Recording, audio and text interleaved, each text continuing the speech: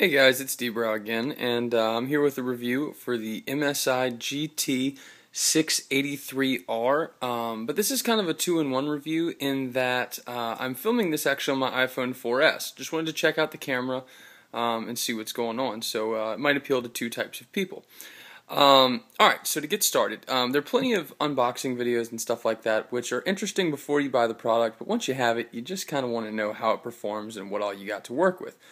So this one is the 242us, I believe is what it's called. I'm going to call it their baseline because there are options to configure one thing, I guess, and that is the amount of RAM, which takes it to the next model up. I'm not even sure of that model number, but the baseline configuration for this, as stated right here, and let me see if I can fix the light.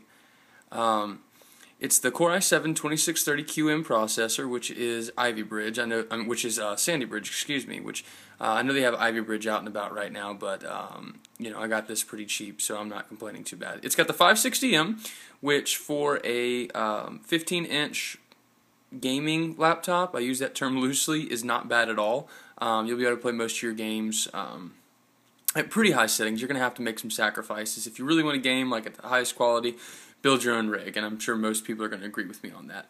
Now, unique to this 15-inch screen is it's full 1920 by 1080, which is a pretty high-end feature considering you know how relatively inexpensive the laptop is itself. It's also got standard 12 gigabytes of DDR3 RAM. It's got 4 actual slots for the DDR3 in the notebook itself, which is really unusual. Normally you see 2.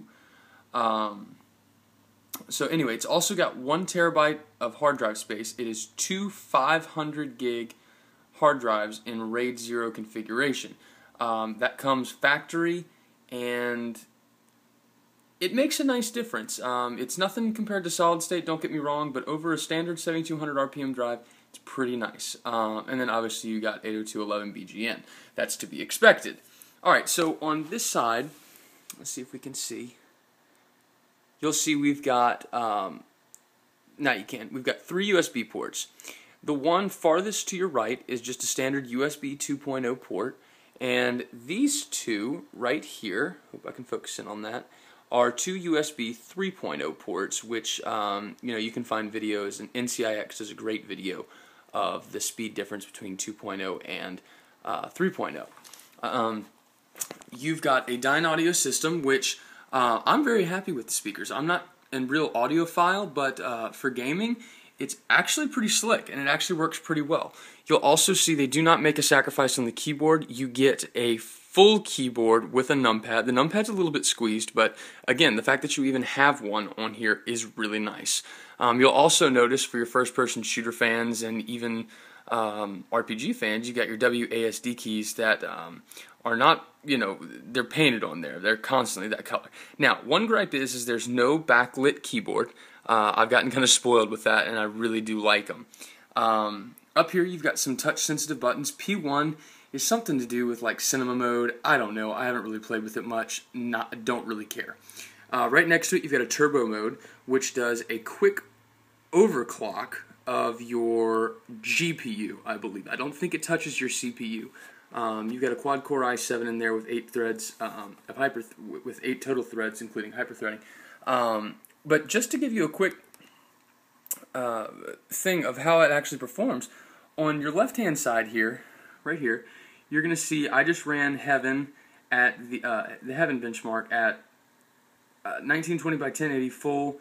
I don't think I had any AA on whatsoever, and I got a average frame per second of 19.4 with a score of 488. That's really not that bad. Now, I just pushed the button. Didn't change anything else. I simply pushed the button, and I got a bump up of a little over 1 frame per second, and that boosted my score up quite significantly. Where you see the biggest difference, though, is going to be in that frames per second. You'll see 11.1 with the overclocking on, and 2.6. You know, for a button, it's not that bad.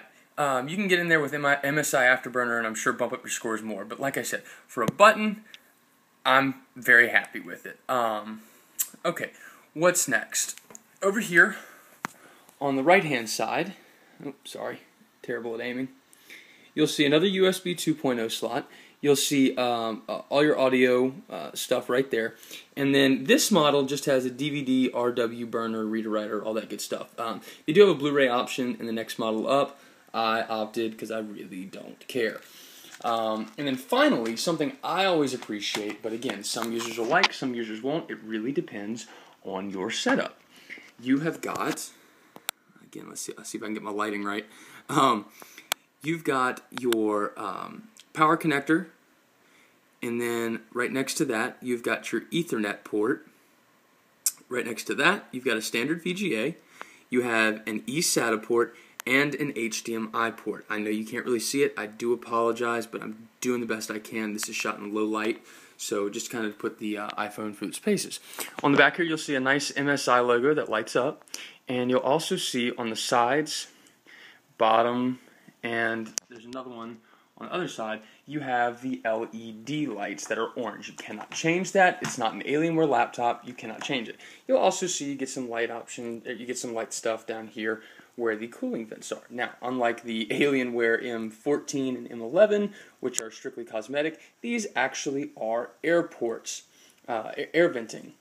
Another thing to note before I move on is that over here on the side is where your vents are. So you can put this in your lap. I wouldn't recommend gaming for a long time with it like that, but it's certainly not going to be real hot. I like the side venting. I really do. So anyway, back up to these buttons on the top, and to kind of wrap things up, you got this option right here, which is your turbo fan button. It basically just maxes out your fan just to run at full speed all the time. I like that, especially when I'm in a desktop setting and don't really care about noise. Either I've got headphones on or whatever the case may be. I really do appreciate that. It helps with cooling a lot. Next to that, you got something that's kind of unusual and that I haven't seen before, and I actually really never even thought about it. It actually turns off your Windows key. And so if you're full screen gaming, it won't kick you out of it. Again, I've never really had an issue with that, but I guess some people who use their Z and their your X and your C and your V's and all that kind of stuff, even Alts and Shift keys, I guess maybe you accidentally touch it sometimes. So that's actually, I mean, it's nice. Why not? Obviously, you got your wireless on-off right there. You've got Bluetooth on-off right there. You've got Eco mode. Now, you can actually scroll through. Let's back up and let you see the screen. Scroll through a couple of different power options here. Let me refocus for you. And if you push it, you're going to get, all right now I'm in gaming mode. So as you can see, the brightness changed a little bit. And if you go down here to the battery icon, you can actually see where it's gone into gaming mode, which drains your battery, but you get full performance out of your system. Now you click it again. We're now in movie mode, which again sucks out a lot of power. It dims your screen a little bit, makes your colors a little truer, which I appreciate, but again, it's going to drain your battery a little bit. Then you've got presentation mode, which really dims your screen a lot. You sacrifice quite a bit on power, but you get some help out of your battery life. And then finally you've got, you've got office mode, which is just for like Word documenting, so it's pretty much a power save mode, a little bit better than power save, but it is pretty much just power save mode. And then you got full on power turbo battery mode, maximize your battery life, turn off everything you don't need. And then you just got normal mode, which is where I leave it most of the time, unless I'm gaming or whatever the case may be.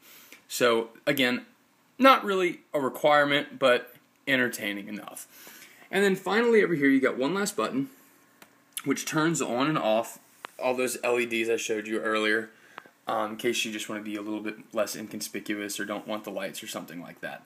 I'm trying to think if there's anything else. If you have any questions, please feel free to shoot me an email. I'm still kind of new at these videos, so I hope it's at least been kind of interesting and given you a good idea about what this MSI GT683R is all about, and also gives you an idea of how the 4S shoots in a normal lighting setting. I just have an overhead light on, and that's the only lighting. It's dark outside, so we'll see how this turns out, and catch you later, YouTube.